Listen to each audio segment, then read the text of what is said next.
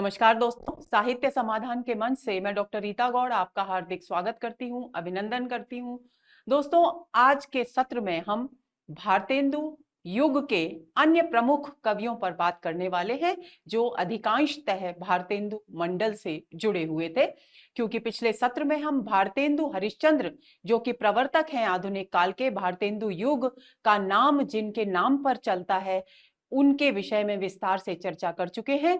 अब बारी है अन्य प्रमुख कवियों की जिन्होंने भारतेंदु हरिश्चंद्र से प्रेरित होकर काव्य सृजन किया। तो चलिए शुरू करते हैं आज का सत्र।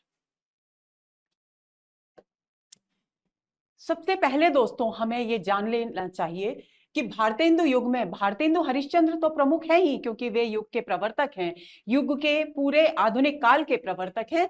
लेकिन उनके अतिरिक्त बद्री नारायण चौधरी प्रेमघन, प्रताप नारायण मिश्र, जगन मोहन सिंह, मैं पहले भी बता चुकी हूं, जगन मोहन सिंह नाम पुरानी पुस्तकों में मिलता है, यानी ये इनका मूल नाम है जो कि बाद में परिवर्तित होकर जगमोहन सिंह हो गया। तो आप बिल्कुल भी कंफ्यूज नहीं होंगे, जगन मोहन सिंह और जगमोहन सिंह एक ही बात है। अंबिका दत्त व्यास और राधा कृष्ण दास इस युग के प्रमुख साहित्यकार हैं, प्रमुख कवि हैं, जिन्होंने गद्यात्मक रचनाएं भी लिखी और काव्य कृतियां भी लिखी। तो उनके विषय में हम आज इस सत्र में चर्चा करेंगे। तो सबसे इसके अलावा एक और बात जान लेनी चाहिए कि श्रीधर पाठक, जिनका समय 1859 से 1928 के बीच माना गया है, बाल मुकुंद गुप्त 1865 से 1907 ईस्वी के मध्य माना गया है इनका समय, और अयोध्या सिंह उपाध्याय हरिऔध, जिनका समय 1865 से 1945 ईस्वी के मध्य माना गया है, इन सभी साहित्यकारों ने भी भारतेंदु युग में ही काव्य सृजन प्रारंभ कर दिया था और इनकी रचनाएं भी उस समय की पत्र पत्रिकाओं में प्रकाशित होने लगी थी। लेकिन इनके काव्य प्रतिभा का उत्कर्ष दोस्तों हमें द्विवेदी युग में आकर मिलता है। यही कारण है कि इनका अध्ययन, हम विस्तृत अध्ययन द्विवेदी युग के अंतर्गत करेंगे। लेकिन यह जान लेना जरूरी है कि इन तीनों महत्वपूर्ण कवियों ने काव्य सृजन कब शुरू किया? भारतेंदु युग में शुरू किया, लेकिन उनकी कवि प्रतिभा उत्कर्ष को प्राप्त हुई द्विवेदी युग में जाकर के। अब बात आती है कवि परिचय की। तो सबसे पहले हम चर्चा करने वाले हैं बद्री नारायण चौधरी प्रेमघन की, और ये भारतेंदु मंडल के प्रमुख कवि माने जाते हैं। बद्री नारायण चौधरी इनका नाम है, मूल नाम है, प्रेमघन इनका उपनाम है। इनका जन्म 1855 ईस्वी में उत्तर प्रदेश के मिर्जापुर जिले में हुआ और इनका निधन 1922 ईस्वी में हुआ। काव्य सृजन से इन्होंने साहित्यिक जीवन का प्रारंभ किया, यानी सबसे पहले इन्होंने कविताएं लिखनी प्रारंभ की। ब्रज भाषा में इन्होंने कवित्व और सवैया लेखन की परंपरागत प्रवृत्ति को अपनाया, यानी ब्रज और कवित्व और सवैया छंदों को इन्होंने अपनाया। ये इनके प्रिय छंदों में से थे। और इसके साथ ही इन्होंने ब्रज भाषा में लिखने की जो परंपरागत काव्य पद्धति थी, उसी के अनुरूप काव्य सृजन किया। समस्या पूर्ति, जो कि भारतेंदु युग की एक बहुत ही महत्वपूर्ण विशेषता है, उस समस्या पूर्ति में ये निष्णात थे, कुशल थे, निपुण थे। और यही कारण है कि उस समय इनकी अनेक समस्या पूर्तियां बहुत अधिक प्रसिद्ध और लोकप्रिय हुई। उनकी एक प्रसिद्ध समस्या पूर्ति, जिसकी विषय वस्तु तो श्रृंगारिक है, किंतु अनुप्रासिक सौंदर्य यानी अनुप्रास अलंकार के सौंदर्य के कारण उसका प्रभाव दुगना हो जाता है। उसे मैं चाहूंगी कि आप लोगों को इस समस्या पूर्ति से परिचित होना चाहिए। तो उनको समस्या के तौर पर पंक्ति मिली थी, चर्चा चलेबे की चलाइए ना। तो उन्होंने समस्या पूर्ति की, बगियान बसंत बसेरो कियो, बसिए ते ही त्यागी तपाइए ना, कि बागों में बसंत ने बसेरा कर लिया है, अब उसे बसिए और तपाना बंद कीजिए, यानी गर्मी को बंद कीजिए। दिन काम, और इसका एक सांकेतिक अर्थ यह भी है कि अपने प्रियतम से कह रहे हैं कि अब विरह की अग्नि में तपाना हमें बंद कीजिए, क्योंकि बसंत ऋतु आ गई है और बसंत ऋतु प्रेम की ऋतु है, आनंद मनाने की ऋतु है। दिन काम कुतूहल के जो बने, तिन बीच वियोग बुलाइए ना, कि जब दिन भर हम मिलन की कौतूहलता से अपने दिन को आनंददायक बना सकते हैं, तो उसमें वियोग को बीच में मत लाइए। घन प्रेम बढ़ाए के प्रेम अहो, बिथा बारी वृथा बरसाइए ना। और कवि कहते हैं, कौन? प्रेमघन कवि कहते हैं कि प्रेम को बढ़ाकर व्यर्थ ही पीड़ा का जल, वारी बारी यानी जल, व्यथा यानी पीड़ा, व्यथा, व्यथा के जल को की वर्षा मत कीजिए, यानी वियोग का कष्ट हमें मत दीजिए। चित चैत की चांदनी चाह भरी, चर्चा चलिबे की चलाइए ना, कि मेरे चित्त में चैत की चांदनी की चाहत भरी हुई है। जिस प्रकार चैत्र मास की चांदनी में सर्वत्र प्रकाश होता है, उसी तरह से मेरे चित्त में भी आपकी प्राप्ति, आपके प्रति प्रेम भाव का प्रकाश छाया हुआ है। ऐसी स्थिति में चलिबे की यानी जाने की बात को कहिए ही मत, चर्चा ही मत कीजिए। तो ये बहुत ही खूबसूरत समस्या पूर्ति जो प्रेमघन के द्वारा की गई और अपने समय की लोकप्रिय समस्या पूर्तियों में से ये एक थी। श्रृंगार, भक्ति, जातीयता, सामाजिक दशा, समसामयिक राजनीति, देश प्रेम और राजभक्ति उनके साहित्य के प्रमुख विषय हैं। विशेष तौर पर दोस्तों आपको एक ध्यान रखना है कि जितने भी भारतेंदु युग के कवि हैं, उनकी कमोवेश सारी साहित्यिक प्रवृत्तियां वही हैं जो भारतेंदु युग की मूल प्रवृत्तियां थी। जैसे देखिए, श्रृंगार और भक्ति का वर्णन मिलता है, जातीयता का वर्णन भारतेंदु युग में है, सामाजिक स्थिति का वर्णन है, और समसामयिक जो भी राजनीतिक गतिविधियां चल रही थी उनका वर्णन भी मिलता है। देश प्रेम की भावना की अभिव्यक्ति भी है और अंग्रेजी शासन के प्रति राजभक्ति का भाव भी इस युग के साहित्य में था। और ये सभी भारतेंदु युग के साहित्य की विशेषताएं प्रेमघन के साहित्य में देखने को मिलती हैं। देश की दुरावस्था के कारणों और देश की उन्नति के उपायों का विस्तृत वर्णन किया गया। ये बहुत ही महत्वपूर्ण बात है, क्योंकि अधिकांश भारतेंदु युग के कवियों ने देश की दुरावस्था यानी देश की जो बुरी स्थिति थी उसका वर्णन तो किया, लेकिन उससे किस प्रकार मुक्ति प्राप्त हो, उस मुक्ति के उपायों की चर्चा उन्होंने अपने साहित्य में नहीं की। लेकिन प्रेमघन का साहित्य इसका अपवाद है, क्योंकि उन्होंने देश की उन्नति के उपायों का भी विस्तृत वर्णन किया। हिंदी साहित्य सम्मेलन जो तीसरा सम्मेलन हुआ कलकत्ता में, उस कलकत्ता अधिवेशन के आप ये सभापति मनोनीत किए गए। कजली, लावनी और होली आदि शैलियों में भी लोक गीतात्मक कविताएं इन्होंने लिखी। ये सारी जितनी भी शैलियां हैं, कजली, लावनी, होली, ये सारी की सारी लोक गीतों की शैलियां हैं जो संगीत से संबंधित है, और लोक में इनकी तर्ज पर, इनकी धुन पर आधारित गीत प्रचलित हुआ करते थे। और क्योंकि इस युग के कवियों का उद्देश्य था अपने गीतों के माध्यम से न केवल समाज का मार्गदर्शन करना, बल्कि उन्हें समसामयिक परिस्थितियों के प्रति जागरूक करना भी था, और लोक शैली के माध्यम से ये कार्य बहुत आनंद से, आसानी से, सहजता से किया जा सकता था। इसलिए भारतेंदु युग के अधिकांश कवियों ने उन्हीं लोक शैलियों में काव्य सृजन करना पसंद किया। तो इनकी जो शैली है उसमें 3 शैलियां प्रमुख हैं, कजली, लावनी और होली शैली। होली शैली होली के अवसर पर गाए जाने वाले गीत हैं, उसी प्रकार कजली और लावनी भी लोक गीतों की शैलियां हैं। अब्र उपनाम से, ये बहुत ही महत्वपूर्ण तथ्य है, इसे आप भूलेंगे नहीं। प्रश्न पूछा जा सकता है कि कौन से कवि अब्र उपनाम से कविताएं, उर्दू में कविताएं लिखा करते थे, या प्रेमघन ने किस नाम से उर्दू में काव्य सृजन किया। तो आपको ध्यान रखना है कि अब्र नाम से प्रेमघन ने उर्दू में काव्य सृजन किया। ये नाटककार, पत्रकार और निबंधकार के रूप में पर्याप्त विख्यात हुए अपने युग में। इनकी जो सारी समग्र साहित्य, इनकी जितनी भी रचनाएं हैं, उनको 3 वर्गों में विभक्त किया गया है विद्वानों के द्वारा, और वे 3 वर्ग हैं। पहला वर्ग है प्रबंध काव्य, दूसरा है संगीत काव्य, और तीसरा है गद्य, यानी गद्यात्मक रचनाएं। जो भी इन्होंने निबंध, नाटक आदि लिखे वे गद्य में आएंगे। संगीत यानी जो लोक शैलियों पर आधारित, संगीत की धुनों पर आधारित जो कविताएं लिखी गई वो संगीत काव्य, और प्रबंध काव्य जो प्रबंधात्मक कृतियां उनकी थी वे। इन्होंने ब्रज भाषा के साथ साथ खड़ी बोली में भी काव्य सृजन किया। भारतेंदु युग के लगभग सभी कवियों की ये एक अन्यतम विशेषता है दोस्तों, कि वे परंपरा से चली आ रही ब्रज भाषा के सुंदर रूप का मोह त्याग नहीं पाते, लेकिन खड़ी बोली को अपनाने का प्रयत्न अवश्य करते हैं। और यही कारण है कि काव्य में, भारतेंदु युग के काव्य में, भारतेंदु युग के गद्य में खड़ी बोली और ब्रज भाषा दोनों का प्रयोग देखने को मिलता है। यद्यपि ब्रज भाषा का प्रयोग अधिक है और खड़ी बोली का प्रयोग कम है। खड़ी बोली की रचनाएं जितनी भी प्रेमघन ने लिखी, वे उन रचनाओं का विषय समसामयिक थे, सामाजिक थे और राजनीतिक चेतना से ओतप्रोत थे। यानी इन्होंने प्रमुखतः जो निबंधात्मक कृतियां लिखी, उनमें जिन विषयों को उठाया गद्यात्मक कृतियों में, उनमें समसामयिक समस्याओं को उठाया, सामाजिक समस्याओं को उठाया और राजनीतिक चेतना से भरपूर रचनाएं लिखी। और ये इस प्रकार की रचनाएं खड़ी बोली में ही लिखी गई। ऐसा नहीं है कि ब्रजभाषा में इस प्रकार की रचनाएं नहीं लिखी गई। इसका मतलब ये है दोस्तों कि इस प्रकार की रचनाएं खड़ी बोली में उन्होंने अधिक लिखी, ब्रजभाषा में कम, जबकि ये स्वर उनके संपूर्ण साहित्य में हमें देखने को मिलता है।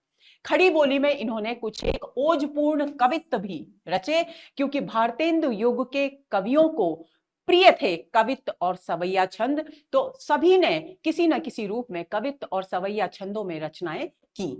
अब बात आती है इनके कृति परिचय की। तो काव्य कृतियों पर सबसे पहले बात करते हैं।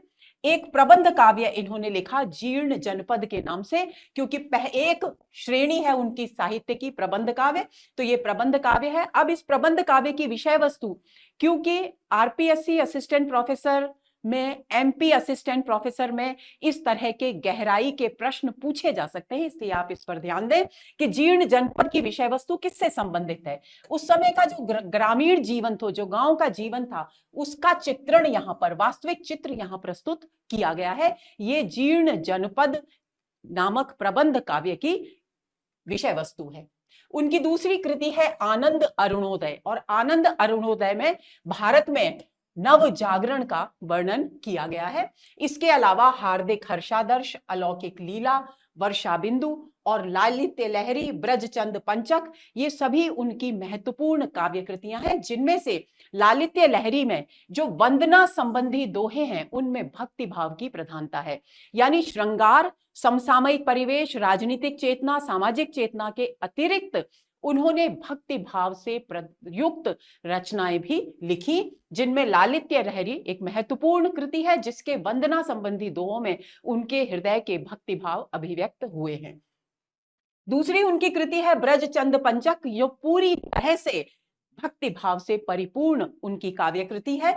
ब्रजचंद यानी ब्रज के चंद्रमा अर्थात श्री कृष्ण से संबंधित है, नाम से ही स्पष्ट है। मयंक महिमा इनकी अंतिम काव्य कृति है, ये बिंदु आप स्मरण कर लेंगे। ये सभी काव्य कृतियां प्रेम घन सर्वस्व के प्रथम भाग में संकलित है, यानी उनके समग्र साहित्य को प्रेम घन सर्वस्व के नाम से संकलित और संपादित किया गया है, और उसके भाग 1 में ये जितनी भी कृतियां हैं, ये सभी वहां संकलित की गई हैं। अब बात आती है नाट्य कृतियों की। तो वारांगना रहस्य अथवा वैश्या विनोद। देखिए, वारांगना जो शब्द है, वारांगना का अर्थ भी वैश्या ही होता है।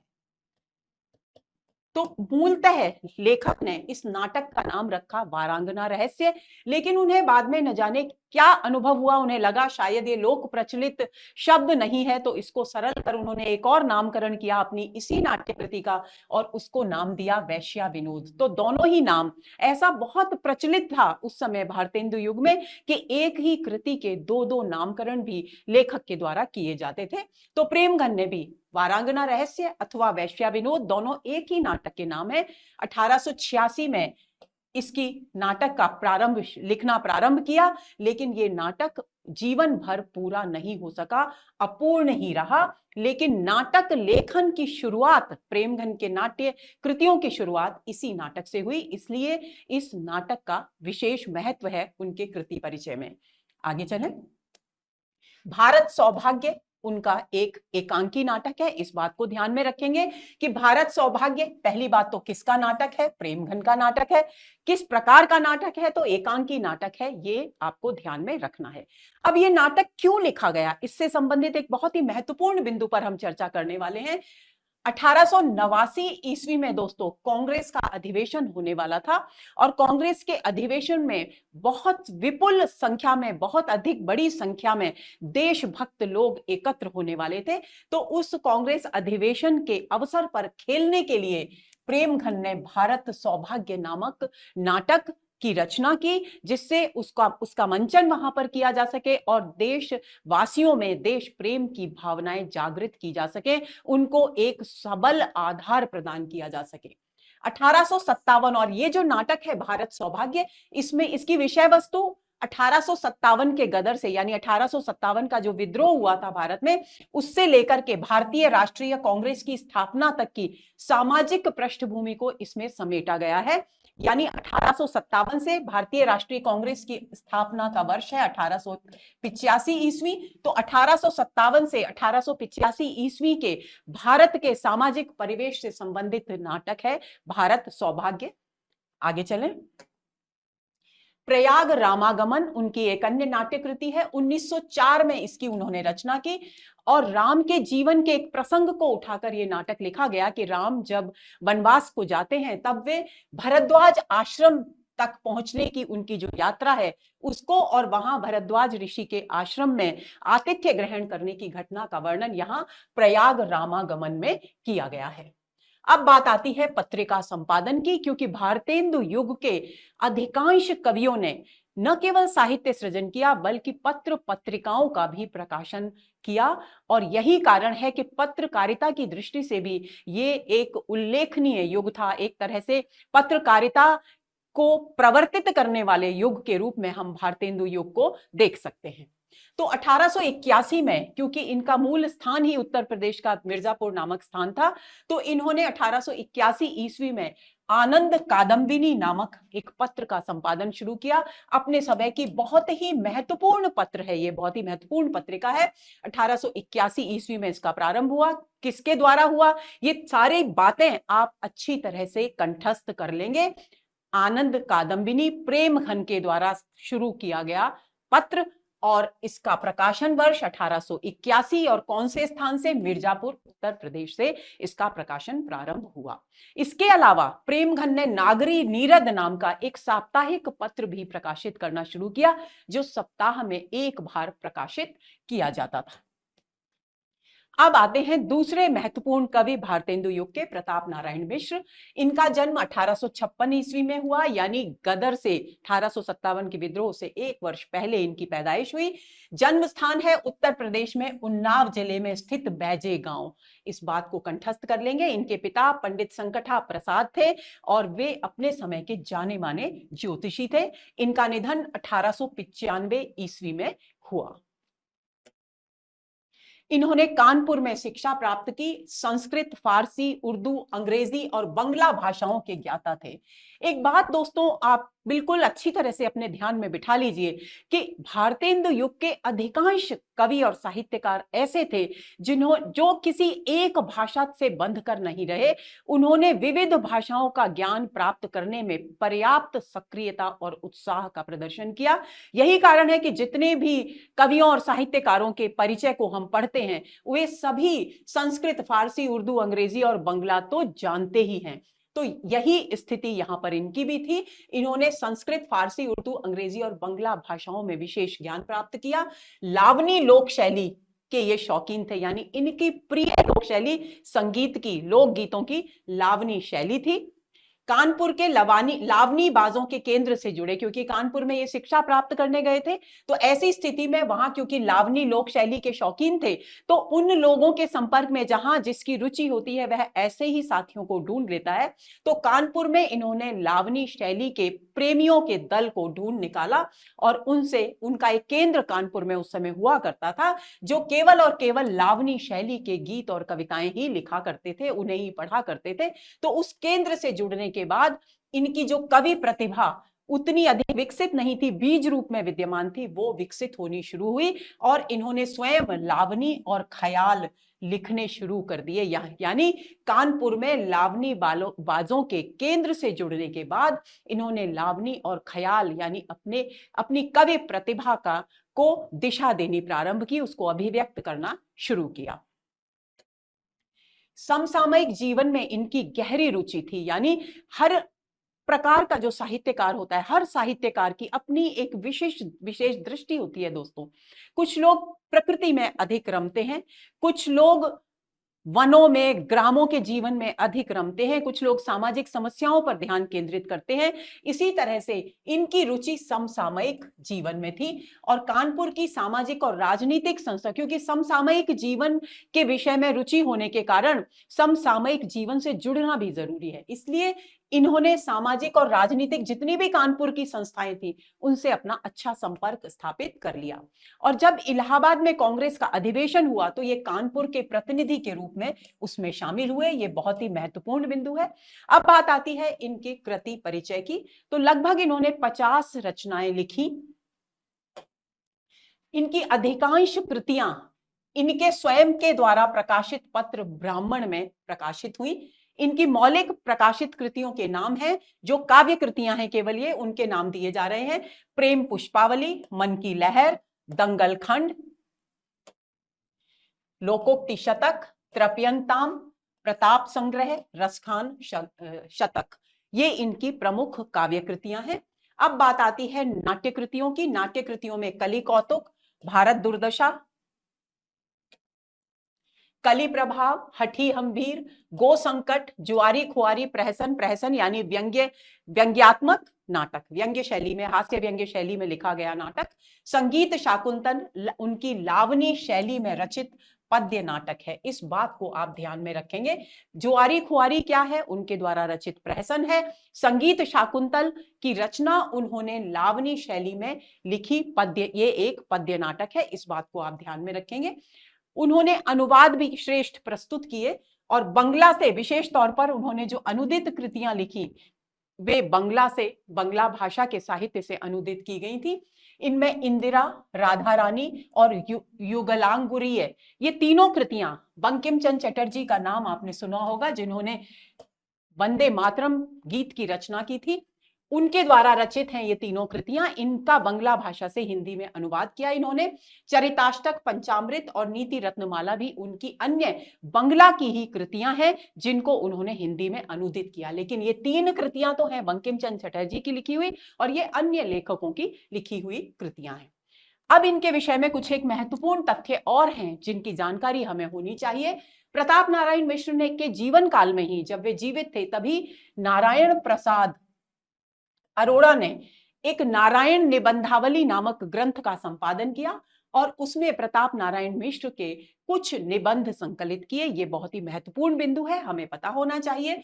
वर्तमान में उनका समस्त लेखन, जितना भी साहित्य उन्होंने लिखा मिश्र जी ने, वो नागरी प्रचारिणी सभा द्वारा प्रताप नारायण मिश्र ग्रंथावली के नाम से संकलित एवं प्रकाशित किया जा चुका है। यानी प्रताप नारायण मिश्र ग्रंथावली कहां से प्रकाशित हुई है तो आपको पता होना चाहिए, नागरी प्रचारिणी सभा से। दूसरा, किस व्यक्ति ने पहले प्रताप नारायण मिश्र के निबंधों का संकलन किया तो नारायण प्रसाद अरोड़ा नाम है। किस पुस्तक में प्रताप नारायण मिश्र के कुछ एक निबंध संकलित किए गए तो नारायण निबंधावली पुस्तक है, ग्रंथ का नाम है, ये ध्यान में रखना है आपको। सवैये घनाक्षरी कवित्वों का मूल स्वरूप इन्होंने सवैया, मैंने कहा कि सवैया कवित्व आदि छंदों से विशेष प्रेम था भारतेंदु युग के कवियों को। तो इनका जो प्रताप नारायण मिश्र के जो प्रिय छंद थे वो थे सवैया और घनाक्षरी कवित्व। ये घनाक्षरी कवित्व वगैरह जितने भी इन्होंने लिखे उनमें मूल रूप से भक्ति और श्रृंगार की विषयों को अभिव्यक्त किया गया है, उनका चित्रण किया गया है। कविताओं में अंग्रेजी राज्य और उनकी अन्य जो फुटकर कविताएं हैं उनमें अंग्रेजी राज्य पर तीखा व्यंग्य है। ब्राडला स्वागत के बहाने, ब्राडला के स्वागत में उन्होंने एक कविता लिखी, लेकिन उसका उद्देश्य, नाम जरूर ब्राडला स्वागत था और ब्राडला के स्वागत में बहुत अच्छे सुंदर भाव भी उन्होंने अभिव्यक्त किए, लेकिन उसके माध्यम से उनका मूल उद्देश्य था भारतवर्ष की दुर्गति का काव्यात्मक चित्र प्रस्तुत करना, ताकि उस समय का युवा वर्ग अपने देश की उस विषाद युक्त स्थिति से परिचित हो सके, उसके प्रति जागरूक हो सके। 15 मार्च 1883 ईस्वी को इन्होंने ब्राह्मण पत्र का प्रकाशन शुरू किया। बहुत ही महत्वपूर्ण बिंदु है। 1894 तक निरंतर, यानी 1883 से 1894 ईस्वी तक निरंतर ये ब्राह्मण पत्र प्रकाशित होता रहा। मिश्र जी कुछ समय के लिए काला कांकर से प्रकाशित होने वाले हिंदुस्तान पत्र के भी संपादक रहे। पुरानी जो रचनाएं मिलती हैं दोस्तों, उसमें हिंदुस्तान जो शब्द है वो इस तरीके से लिखा हुआ है। तो आप बिल्कुल भी भ्रमित नहीं होंगे, ये हिंदुस्तान और ये हिंदुस्तान एक ही बात है, क्योंकि खड़ी बोली हिंदी का प्रारंभिक दौर था वो, इसलिए वो इस तरीके से लिखा गया है। और भाषा क्योंकि निरंतर अपने स्वरूप को परिवर्तित करती है, और हिंदी ने भी अपने विकास की प्रक्रिया के अनेक पड़ावों के बाद आज का परिष्कृत रूप प्राप्त किया है, तो ये बात आपको ध्यान में रखनी है। इसका भी संपादन उन्होंने किया। इनके कुछ एक प्रसिद्ध निबंध हैं, दांत, बुढ़ापा, भौं और बात। इन निबंधों को आप कंठस्थ कर लेंगे, इनके नाम आपको पता होने चाहिए, क्योंकि अक्सर परीक्षाओं में पूछा जाता है कि ये निबंध किसके द्वारा लिखे गए हैं, तो आपका उत्तर होना चाहिए प्रताप नारायण मिश्र। हास्य व्यंग्यात्मक कविता लेखन में भारतेंदु युग के ये अग्रणी कवि माने जाते हैं, यानी इनकी कविताओं में भारतेंदु युग के अनुकूल अन्य प्रवृत्तियां तो हैं ही, साथ ही हास्य और व्यंग्यात्मक कविताएं इन्होंने एक से एक बढ़कर एक लिखी, यानी अत्यंत सशक्त विचारों की अभिव्यक्ति उन्होंने हास्य और व्यंग्य के माध्यम से की है।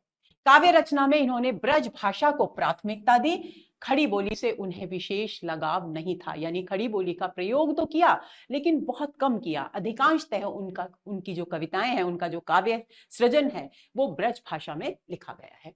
अब बात आती है अगले कवि ठाकुर जगन मोहन सिंह या जगमोहन सिंह की। मध्य प्रदेश की विजय राघवगढ़ रियासत के राजकुमार थे ये।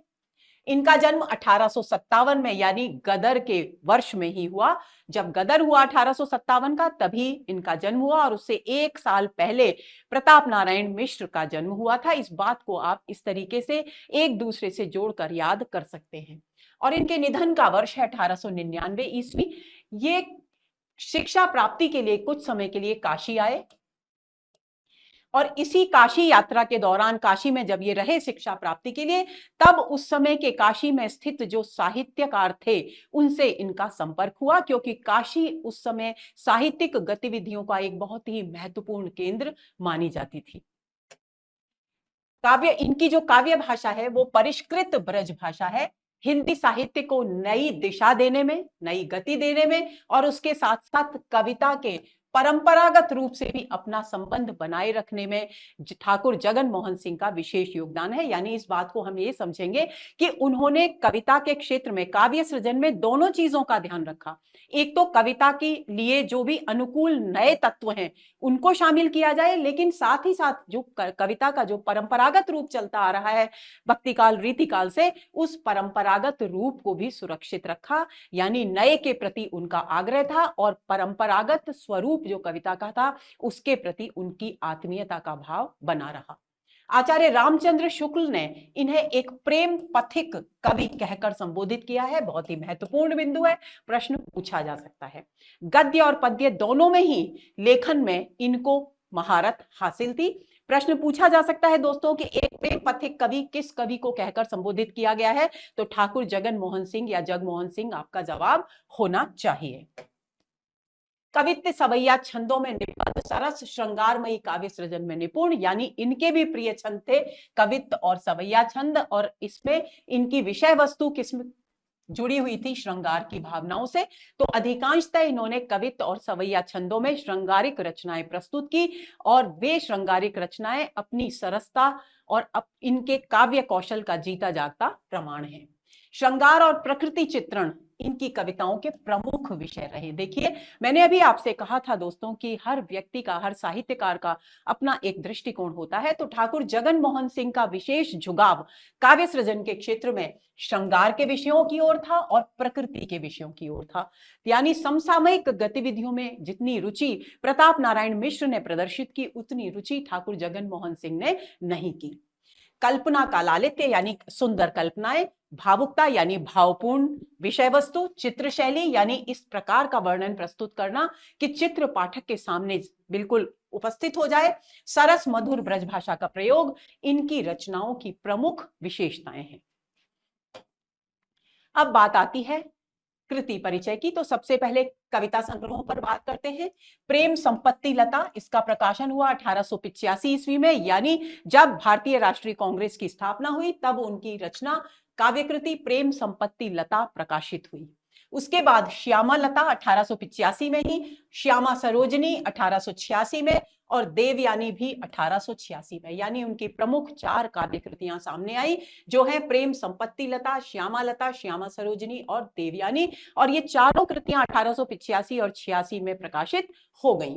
अब उन्होंने एक उपन्यास लिखा जिसका नाम है श्यामा स्वप्न।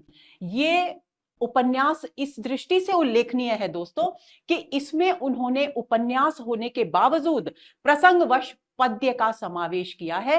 प्रश्न पूछा जा सकता है कि किसके उपन्यास में और कौन से उपन्यास में पद्य का समावेश किया गया है। तो आप इस बात को ध्यान में रखेंगे कि ठाकुर जगन मोहन सिंह के उपन्यास श्यामा स्वप्न में प्रसंगवश कविताओं का समावेश यानी पद्य का समावेश किया गया है।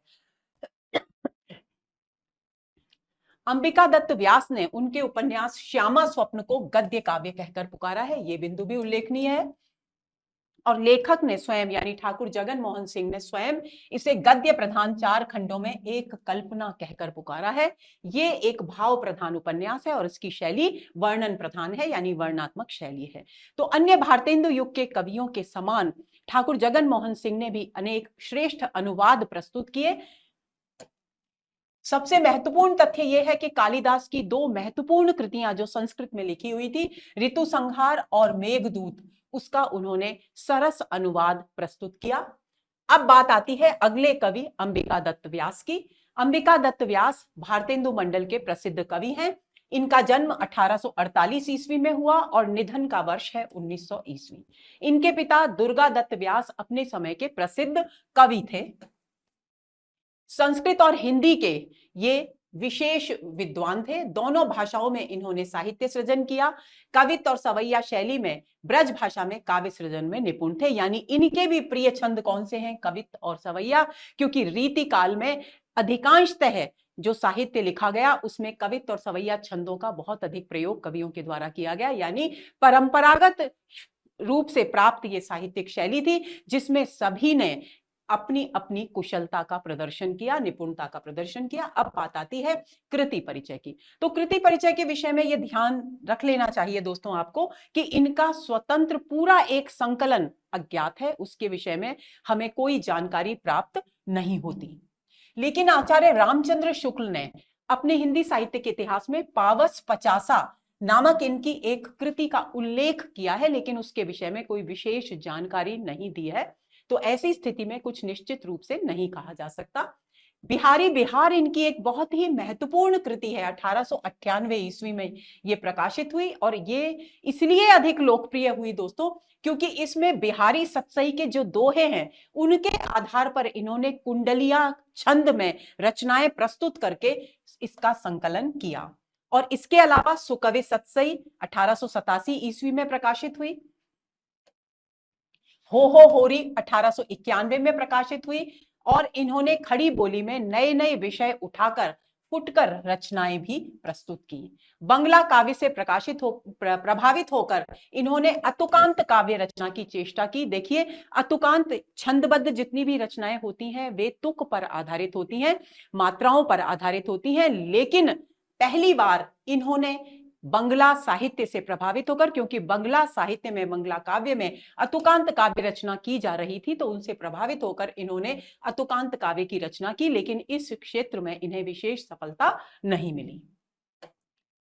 नाट्य कृतियों की बात करते हैं तो इन्होंने जितने भी नाटक लिखे दोस्तों उसमें भारतेंदु के नाटकों का प्रभाव स्पष्ट रूप से दिखाई देता है। ललिता इनकी प्रथम नाट्य कृति है, महत्वपूर्ण बिंदु है, ध्यान रख लेंगे।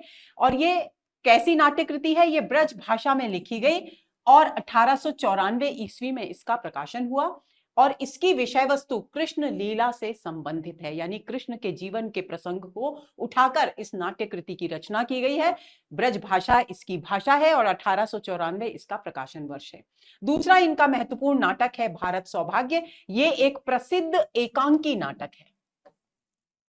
1887 ईस्वी में इसकी रचना हुई और गो संकट और गो रक्षा आंदोलन पर आधारित कृति है ये। इसके बाद अगली उनकी रचना है आश्चर्य वृत्तांत 1893 ईस्वी में इसकी रचना की गई।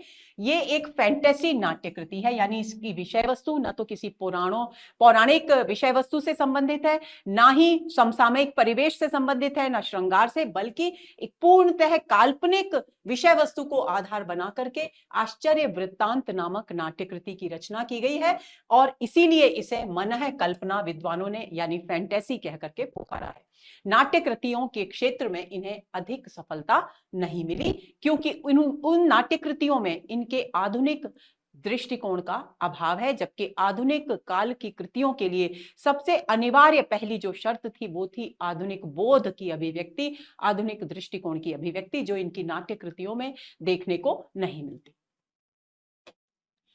गद्य काव्य मीमांसा इनका एक अन्य गद्य ग्रंथ है, 1897 ईस्वी में प्रकाशित हुआ। इनके विषय में अन्य महत्वपूर्ण कुछ तथ्य हैं। सबसे पहली बात यह जाननी चाहिए दोस्तों कि 1884 में इन्होंने सनातन धर्म की सेवा के लिए काशी में वैष्णव पत्रिका का प्रकाशन शुरू किया, यानी धर्म प्रचार के लिए सनातन धर्म, सनातनी थे, विश्वास सनातन धर्म में विशेष आस्था थी, निष्ठा थी, और उसको उद्देश्य को ध्यान में रखकर इन्होंने वैष्णव पत्रिका का प्रकाशन शुरू किया काशी से 1884 में, जिससे कि वे सनातन धर्म की सेवा कर सकें, उसके विकास के पथ को प्रशस्त कर सकें। कालांतर में यह पत्रिका पीयूष प्रवाह नाम से परिवर्तित हो गई, यानी पहले केवल ये सनातन धर्म की प्रचारक प्रसारक पत्रिका थी, बाद में इसने एक साहित्यिक रूप ले लिया और उसके साहित्यिक रूप का नाम था पीयूष प्रवाह। इनकी फुटकर रचनाएं अपने समय के पत्र, जो समसामयिक पत्र थे, एक पत्र पीयूष प्रवाह और दूसरा समस्या पूर्ति प्रकाश में प्रकाशित हुई, यानी ये दो पत्र ऐसे थे जिनमें इनकी फुटकर रचनाएं यानी कविताएं, फुटकर रचनाओं से मतलब है छोटी छोटी लेख या छोटी छोटी कविताएं। धार्मिक पुस्तकों में इनकी अवतार मीमांसा एक प्रसिद्ध कृति है। कट्टर सनातन धर्मी होने के कारण व्याख्यानों के माध्यम से इन्होंने सनातन धर्म के प्रचार कार्य को विशेष महत्व दिया, यानी सनातन धर्म के प्रचार प्रसार के लिए इन्होंने स्थान स्थान पर जाकर व्याख्यान देने का कार्य भी किया, और ये अपनी सरस समस्या पूर्ति के लिए पर्याप्त लोकप्रिय और प्रसिद्ध हुए। अगले साहित्यकार हैं भारतेंदु युग के राधा कृष्ण दास। आप भारतेंदु हरिश्चंद्र के फुफेरे भाई थे, यानी बुआ के बेटे थे। तो भारतेंदु हरिश्चंद्र के फुफेरे भाई होने के कारण स्वाभाविक सी बात है कि दोनों भाइयों ने एक दूसरे से, और क्योंकि ये छोटे थे भारतेंदु हरिश्चंद्र से बहुत अधिक, तो इन पर भारतेंदु हरिश्चंद्र की साहित्यिक प्रतिभा का विशेष प्रभाव था। इनका जन्म 1865 ईस्वी में हुआ और निधन का वर्ष है 1907 ईस्वी। ये बहुमुखी प्रतिभा के धनी थे। कविता के अतिरिक्त इन्होंने नाटक, उपन्यास, जीवनी लेखन, निबंधकार और पत्रकार के रूप में विशेष ख्याति प्राप्त की। 1930 में बाबू श्याम सुंदर दास ने राधा कृष्ण दास की प्रमुख कृतियों का संकलन किया और संपादन किया। वो था राधा कृष्ण ग्रंथावली भाग 1, यानी 1930 में बाबू श्याम सुंदर दास ने उनकी जो प्रसिद्ध कृतियां थी उन सबको एक ही स्थान पर एक पुस्तक के रूप में संकलित किया, जिसका नाम रखा गया राधा कृष्ण ग्रंथावली भाग 1। ये ग्रंथ विषयानुरूप या विषय के अनुकूल इस ग्रंथ को राधा कृष्ण ग्रंथावली भाग 1 को 4 भागों में विभक्त किया गया है। इसका पहला भाग है कविता, जिसमें प्रमुख 13 ब्रजभाषा की कविताएं संकलित हैं। यह आपको पता होना चाहिए। ब्रजभाषा की 13 कविताओं का संकलन इस कविता भाग में किया गया है, जिसमें से प्रमुख कविताएं हैं विजयिनी विलाप, पृथ्वीराज प्रयाण, देश दशा, प्रताप विसर्जन। ये सब ब्रजभाषा की कविताएं हैं, और इन कविताओं के अलावा 13 कविताएं, कुल 13 कविताएं यहां संकलित है। दूसरा भाग है इसका लेख, जिसमें पुरातत्व, मुसलमानी दफ्तरों में हिंदी जैसे गंभीर विषयों पर शोध परक लेख राधा कृष्ण दास के संकलित किए गए हैं। इसके बाद तीसरा भाग है इस ग्रंथावली का जीवन चरित्र विषयक लेख, जिसमें सूरदास नागरीदास का जीवन चरित्र, भारतेंदु का जीवन चरित्र आदि प्रमुख साहित्यकारों के जीवन चरित्र विषयक लेख संकलित किए गए हैं। और चौथा भाग है इसका नाटक, जिसमें दुखिनी बाला राधा कृष्ण दास का नाटक है, महारानी पद्मावती, धर्मालाप, महाराणा प्रताप सिंह, सती प्रताप, ये 5 नाट्य कृतियां संकलित की गई हैं राधा कृष्ण दास की। इस प्रकार 4 भागों में इस राधा कृष्ण ग्रंथावली को बाबू श्याम सुंदर दास ने विभक्त किया। दुखिनी बाला इनकी पहली नाट्य कृति है, इस बात को भी आप ध्यान में रखेंगे। राधा कृष्ण दास की पहली नाट्य कृति कौन सी है? दुखिनी बाला। और इसमें बाल विवाह और विवाह संबंधी अन्य सामाजिक कुरीतियों को उठाया गया है। महारानी पद्मावती, देखिए यहां भी दो शीर्षक हैं। महारानी पद्मावती एक नाट्य कृति है और उसका दूसरा शीर्षक है मेवाड़ कमलिनी। ये इनकी दूसरी नाट्य रचना है, नाटक है दूसरा। पहली है दुखिनी बाला, दूसरी है महारानी पद्मावती, जिसका एक अन्य नाम मेवाड़ कमलिनी भी है। ऐतिहासिक विषय वस्तु पर आधारित नाट्य कृति है ये। महारानी पद्मावती के प्रसंग से आप सभी अच्छी तरह से परिचित हैं, वाकिफ हैं। महाराणा प्रताप, ये भी देखिए दो शीर्षक हैं इस नाट्य कृति के, महाराणा प्रताप अथवा राजस्थान केसरी। ये 1898 ईस्वी में रचित सबसे ज्यादा प्रसिद्ध नाट्य रचना है राधा कृष्ण दास की। इसमें पूर्वी और पश्चिमी नाट्य शिल्प का अद्भुत सामंजस्य देखने को मिलता है। प्रश्न पूछा जा सकता है कि राधा कृष्ण दास की किस नाट्य कृति में पूर्व और पश्चिम के नाट्य शिल्प का समन्वय देखने को मिलता है? तो देखिए, पूर्व और पश्चिम के नाट्य शिल्प की मोटी मोटी सी बात यह है कि पूर्व में यानी हमारे देश में जो नाटक परंपरा से लिखे जा रहे थे वो रासक के रूप में थे, यानी नृत्य शैली में लिखे गए थे, लोक शैली में लिखे गए थे। लेकिन पश्चिमी नाटकों के प्रभाव के फलस्वरूप इन्होंने कुछ नए आधुनिक तत्वों को, नाटक के जो तत्व थे, जो मंचीय व्यवस्था से संबंधित तत्व थे, उनको भी यहां समावेश किया। निस्सहाय हिंदू, इन्होंने एक छोटा सा उपन्यास भी लिखा, ये बहुत ही महत्वपूर्ण है, प्रश्न पूछा जाता है। और इसकी विषय वस्तु भी गोरक्षा आंदोलन से संबंधित है। आपको एक बात ध्यान में रखनी है कि उस समय गोरक्षा आंदोलन समाज की एक महत्वपूर्ण गतिविधि में से था। यही कारण है कि अक्सर साहित्यकार गो संकट, गोरक्षा आंदोलन, गोवध निषेध आदि बिंदुओं को आधार बनाकर साहित्य की रचना कर रहे थे।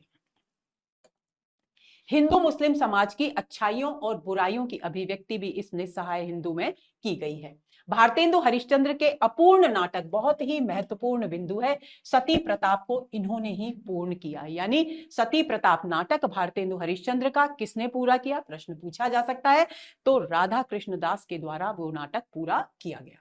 स्वर्णलता, मरता क्या न करता, ये जितने बंगला उपन्यास के सफल अनुवाद, यानी ये उनके जो स्वर्णलता और मरता क्या न करता, ये जो उपन्यास हैं बंगला से अनुदित उनके उपन्यास हैं।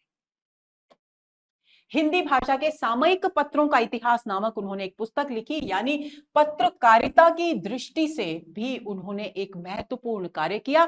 जितने भी उनके समय में पत्र प्रकाशित हो रहे थे, पत्र पत्रिकाएं, पत्र का मतलब है उस समय जो भी पत्रिकाएं, जो भी मैगजीन्स होती थी, जो भी जर्नल्स होते थे, उनको पत्र कहकर के ही संबोधित किया जाता था।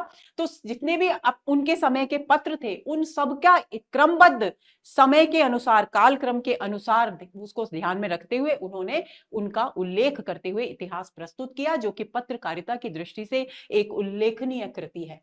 और यह पुस्तक उनकी काशी नागरी प्रचारिणी सभा से प्रकाशित हुई। इसके अलावा इनके विषय में अन्य जितने भी साहित्यकार भारतेंदु युग के हैं, वे भी विविध भाषाओं के ज्ञानी थे, यानी बहुभाषाविद थे। उसी तरह से राधा कृष्ण दास को हिंदी, उर्दू, फारसी, बंगला, गुजराती आदि अनेक भाषाओं का विस्तृत और गहरा ज्ञान था।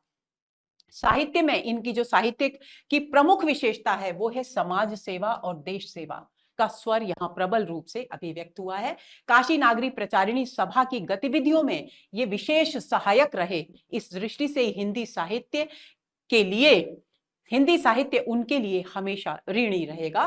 काशी नागरी प्रचारिणी सभा के आप प्रथम सभापति भी रहे, ये बात भी उल्लेखनीय है।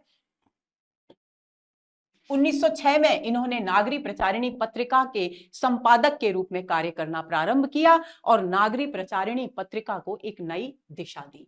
अब बात आती है दोस्तों, इन महत्वपूर्ण कवियों के अलावा कुछ अन्य कवि भी थे जिनके विषय में छोटी मोटी जानकारी हमें प्राप्त कर लेनी चाहिए। उसमें सबसे पहला नाम है नवनीत चतुर्वेदी का। इनका समय 1868 से 1919 ईस्वी के बीच माना गया और ये इनका नाम इसलिए विशेष उल्लेखनीय है क्योंकि जगन्नाथ दास रत्नाकर इनके प्रमुख शिष्यों में से थे, जिन्होंने क्या किया है? बिहारी रत्नाकर यानी बिहारी के सतसई पर टीका लिखी। दूसरी बात, उद्धव शतक नामक एक अनमोल कृति लिखी। ये दो महत्वपूर्ण योगदान है इनके हिंदी साहित्य के लिए। इसलिए आपको यह ध्यान रखना है कि नवनीत चतुर्वेदी के प्रमुख शिष्य थे जगन्नाथ दास रत्नाकर। और इनका एक ग्रंथ कुब्जा 25 प्राप्त हुआ है, जो रीति शैली में लिखी गई एक सरस और रोचक रचना है। इसके बाद दूसरे साहित्यकार इस युग में एक और हुए, गोविंद गिल्ला भाई, जिनका नाम था।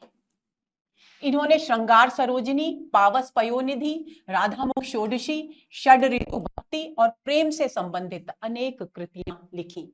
अगले एक और साहित्यकार हुए दिवाकर भट्ट। उन्होंने 1884 में नखशिख नामक कृति लिखी।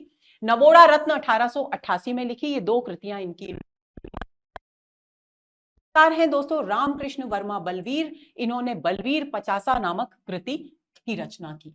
सूर्यपुराधीश राजेश्वरी प्रसाद सिंह प्यारे, इतना लंबा चौड़ा नाम है, और इन्होंने जो कृति लिखी दोस्तों उसका नाम है प्यारे प्रमोद। गुलाब सिंह एक अन्य कवि हुए जिन्होंने प्रेम सतसई नाम से एक सतसई ग्रंथ लिखा। राव कृष्ण देव शरण सिंह गोप एक अन्य कवि हुए जिन्होंने प्रेम संदेशा नामक कृति लिखी।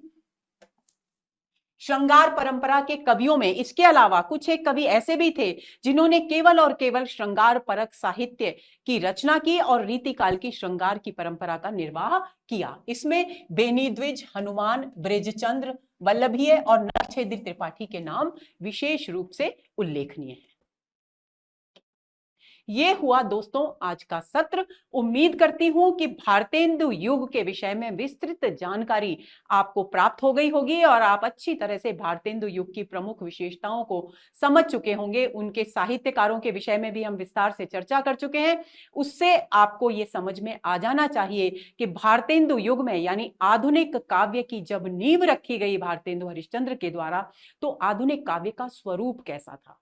इसमें आपको एक बात विशेष तौर पर ध्यान में रखनी है कि यहां पर ब्रज भाषा की प्रधानता है, पहली बात। दूसरी बात आपको ध्यान में रखनी है कि जो विषय है वो उतना अधिक आधुनिक दृष्टिकोण से संबंधित नहीं है, बल्कि रीतिकाल की परंपराओं को उठाकर भी यहां पर साहित्य सृजन किया गया। छंदबद्ध रचनाएं लिखी गई और छंदबद्ध में कवित्त, सवैया, छंदों की प्रधानता रही। और दूसरी बात, लोक गीतों की जो शैली थी उसमें निबद्ध रचनाएं, काव्य कृतियां लिखी गई। यद्यपि गद्यात्मक रचनाएं भी लिखी गई, निबंध भी लिखे गए, नाटक भी लिखे गए, उपन्यास भी लिखे गए, लेकिन उनमें अनुदित कृतियों की प्रधानता थी। मौलिक कृतियां गिनी चुनी ही रहीं। तो ये स्वरूप था आधुनिक काल के साहित्य का प्रारंभिक, जिसमें हमें यह ध्यान रखना है, जिससे कि हमको अगर ये स्वरूप याद रहेगा तो हम द्विवेदी युग में क्या बदलाव आया, छायावाद में क्या बदलाव आया, उस बात को अच्छी तरह से समझ पाएंगे। तो चलिए अगले सत्र का इंतजार कीजिए। नमस्कार।